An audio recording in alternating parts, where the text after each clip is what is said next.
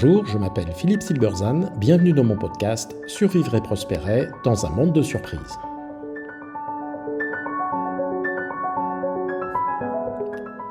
L'épisode d'aujourd'hui, Edgar Morin ou la dernière tragédie de l'intellectuel à la française. La France n'adore rien autant que ses intellectuels et elle leur pardonne tout, même leurs errements les plus sordides, leurs erreurs les plus catastrophiques et leurs idées farfelues, voire leur absence d'idées. Seul importe qu'ils aient été du bon côté de l'histoire. Edgar Morin en était la parfaite illustration. Edgar Morin est décédé le 29 mai à l'âge de 104 ans. Sa disparition appelle, comme c'est l'usage, une série d'hommages qui célébreront pour la plupart une œuvre considérable et pour certains un grand humaniste. Cette œuvre existe, elle compte, elle traversera son siècle. Mais la canonisation immédiate qui se prépare évite une question qu'il faudrait pourtant poser. Qu'est-ce qui, dans une trajectoire intellectuelle, relève de l'œuvre et qu'est-ce qui relève des choix politiques de l'auteur? Et faut-il, parce qu'on admire la première, faire du second un modèle? L'œuvre d'abord. Morin a passé sa vie à construire un système de pensée dirigé contre une certaine forme d'aveuglement disciplinaire. Avec La méthode, une somme en 6 volumes publiée entre 1977 et 2004, il a élaboré une méthodologie de la transdisciplinarité dont l'ambition était de rendre pensable ce que les disciplines isolées rendaient invisible. Les phénomènes complexes, faits d'interdépendance, de boucles de rétroaction, de niveaux d'organisation imbriqués. Le concept de pensée complexe qu'il a forgé a marqué plusieurs générations de chercheurs en sociologie, en sciences de gestion, en sciences de l'éducation, en écologie politique. Son travail précoce sur le cinéma, sa sociologie de la culture de masse, avec L'Esprit du temps en 1962, son enquête sur Plozévé, village de Bretagne, ses réflexions sur l'éducation rassemblées dans Enseigner à vivre, constituent autant d'apports d'une œuvre qui a refusé la spécialisation comme horizon intellectuel.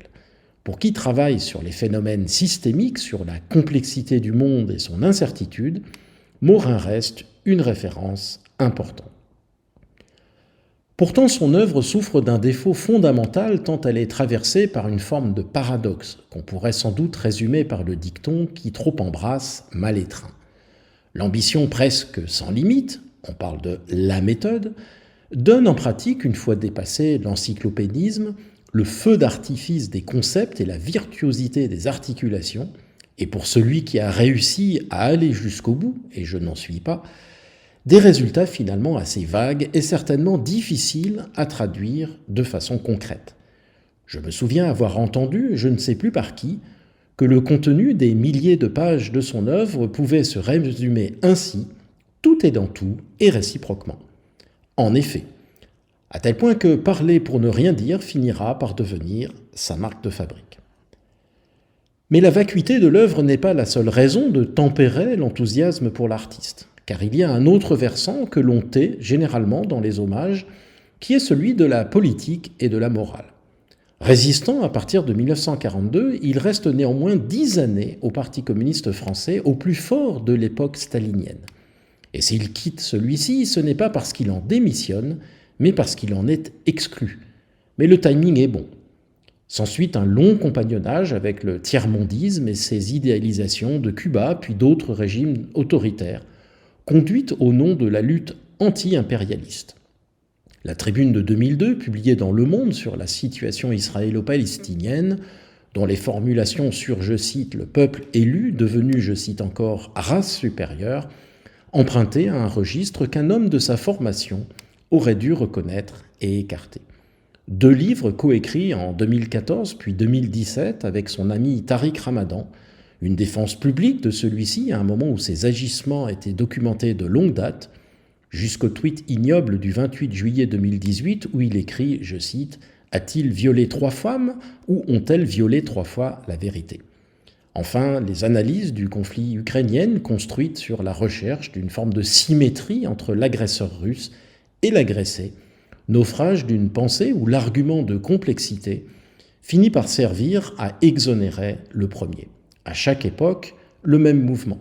la défense d'un grand schéma explicatif qui rend aveugle au coût humain réel des régimes ou des causes ainsi soutenues pour être, selon la formule, du bon côté de l'histoire.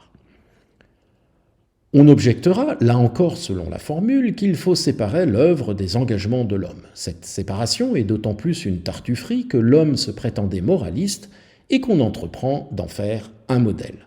Or, un modèle n'est pas seulement une production intellectuelle, c'est aussi une posture, une manière d'être dans le monde, un usage du jugement. Et c'est précisément le jugement, dans les moments qui le requéraient, qui a fait défaut chez Morin. Sa pensée complexe, érigée en méthode, a régulièrement servi à suspendre la décision morale là où précisément elle était clairement nécessaire. La France a une longue tradition de ces figures sacralisées dont on tait les compromissions quand on ne les défend pas ouvertement.